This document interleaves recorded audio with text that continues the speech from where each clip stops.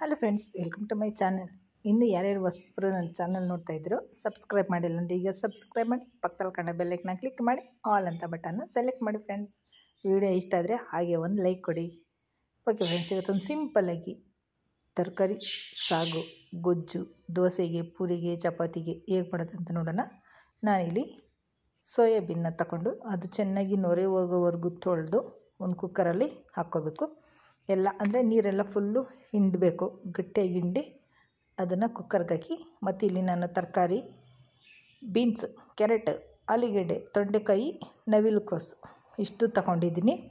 ಯಾಕಂದರೆ ಹಂಗೆ ಒಂದೊಂದು ಹಾಕಿದ್ರೆ ಮಕ್ಕಳು ತಿನ್ನಲ್ಲ, ಎತ್ತೆತ್ತು ಬಿಸಾಕ್ತಾರೆ. ಅದಕ್ಕೆ ಎಲ್ಲ ಸೇರಿಸಿ ಹಾಕಿದ್ದೀನಿ. ಇದಕ್ಕೆ ಈಗ ಮಸಾಲೆಗೆ ಒಂದು ಗೆಡ್ಡೆ ಈರುಳ್ಳಿ, 1 ಇಂಚ್ ಚಕ್ಕೆ ಲವಂಗ, ಸ್ವಲ್ಪ ಶುಂಠಿ, ಖಾರಕ್ಕೆ ಬೆಳ್ಳುಳ್ಳಿ, ಹಸಿಮೆಣಸಿನ್ಕಾಯಿ, 1 ಟೊಮೊಟೊ ಈಗ ಮಿಕ್ಸಿಗೆ ಹಾಕ್ಕೊಂಡು ಈಗ ಇಷ್ಟೊಂದು ರುಬ್ಬನ. ಈರುಳ್ಳಿ, ಟೊಮೊಟೊ, ಹಸಿಮೆಣಸಿನ್ಕಾಯಿ ಮತ್ತು ಶುಂಠಿ, ಬೆಳ್ಳುಳ್ಳಿ, ಚಕ್ಕೆ ಲವಂಗ, ಇದ್ರ ಜೊತೆಗೆ ಸ್ವಲ್ಪ ತೆಂಗಿನಕಾಯಿ ತುರಿ ಇಷ್ಟನ್ನು ಹಾಕ್ಕೊಂಡು, ಮತ್ತು ಸ್ವಲ್ಪ ಇದು ಗ್ರೇವಿ ಥರ ಗಟ್ಟಿಗೆ ಬರೋಕ್ಕೆ ಕಡಲೆಪಪ್ಪು ನಾನು ತಗೊಂಡಿದ್ದೀನಿ, ಕುಟಾಣೆ.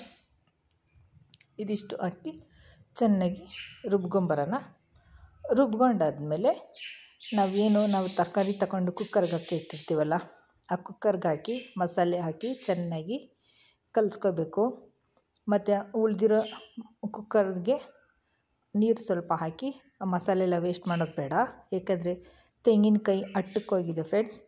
ಅಷ್ಟೂ ನಾವು ಹಾಕಿ ಈಗ ಚೆನ್ನಾಗಿ ಅದನ್ನು ಕಲಸಿ ರುಚಿಗೆ ತಕ್ಕಷ್ಟು ಉಪ್ಪು ಹಾಕಿ, ಯಾಕೆಂದರೆ ಹಸಿಮೆಣಸಿನ್ಕಾಯಿ ಹಾಕಿದ್ವಿ, ಖಾರ ಏನು ಬೇಡ. ಸ್ವಲ್ಪ ರುಚಿಗೆ ತಕ್ಕಷ್ಟು ಉಪ್ಪು ಹಾಕಿ ಒಂದು 2-3 ವಿಸಿಲು ತರಕಾರಿ ಬೇಯಷ್ಟು ಕುಕ್ಕರಲ್ಲಿ ಕೂಗ್ಸೋಣ. ಇದಕ್ಕೆ ಬೇಕಂದರೆ ನೀವು ಒಂದು ಸ್ಪೂನ್ ಧನಿಯಾ ಪುಡಿ ಹಾಕ್ಕೋಬೋದು. ನಾನಿಲ್ಲಿ ಸ್ವಲ್ಪನೇ ಧನಿಯಾ ಪುಡಿ ಹಾಕಿದ್ದೀನಿ. ಈಗಿಷ್ಟು ಅದು 2-3 ವಿಸಿಲ್ ಬಂದಾದಮೇಲೆ ಒಂದು ಪಾತ್ರೆ ಇಟ್ಟು ಅದಕ್ಕೊಂದು ಸ್ವಲ್ಪ ಎಣ್ಣೆ ಹಾಕಿ ಅದಕ್ಕೆ ಸಾಸಿವೆ, ಕರಿಬೇವು ಒಗ್ಗರಣೆ ಕೊಟ್ಟು ಬೆಂದಿರೋ ತರಕಾರಿ ಸಾರನ್ನ ಪಾತ್ರೆಯಲ್ಲಿ ಹಾಕಿ ಒಂದು 10 ನಿಮಿಷ ಅದು ಗ್ರೇವಿ ಸ್ವಲ್ಪ ಗಟ್ಟಿಗಾಗೋವರೆಗೂ ಚೆನ್ನಾಗಿ ಕುದಿಸ್ಬೇಕು ಫ್ರೆಂಡ್ಸ್. ಕುದ್ದಾದ್ಮೇಲೆ ನೋಡಿ, ಸೂಪರಾಗಿರೋ ಸಿಂಪಲ್ಲಾಗಿ ತರಕಾರಿ ಸಾಗು ರೆಡಿ ಆಗುತ್ತೆ. ಇದಕ್ಕೆ ಗಾರ್ನಿಷಿಂಗ್ ಬೇಕಂದರೆ ನೀವು ಕೊತ್ತಂಬರಿ ಸೊಪ್ಪನ್ನ ಹಾಕ್ಕೋಬೋದು. ಕೊತ್ತಂಬರಿ ಸೊಪ್ಪು ಹಾಕಿ ದೋಸೆಗೆ, ಚಪಾತಿಗೆ, ಪೂರಿಗೆ ಅಲ್ಟಿಮೇಟಾಗಿರೋ ತರಕಾರಿ ಸಾಗು ರೆಡಿ ಆಗುತ್ತೆ ಫ್ರೆಂಡ್ಸ್. ಇದು ನಮ್ಮ ಮನೆಯಲ್ಲಿ ನಾವು ಮಾಡೋ ತರಕಾರಿ ಸಾಗು. ಹೇಗಿತ್ತು ನೋಡ್ತೀರಾ? ಟ್ರೈ ಮಾಡಿ ನೀವು ಒಂದು ಸತಿ ಮಾಡಿಕೊಂಡು. ತುಂಬಾ ಚೆನ್ನಾಗಿರುತ್ತೆ, ಸಿಂಪಲ್ಲಾಗಿ ಬೇಗನೆ ಮಾಡ್ಕೋಬೋದು ಫ್ರೆಂಡ್ಸ್.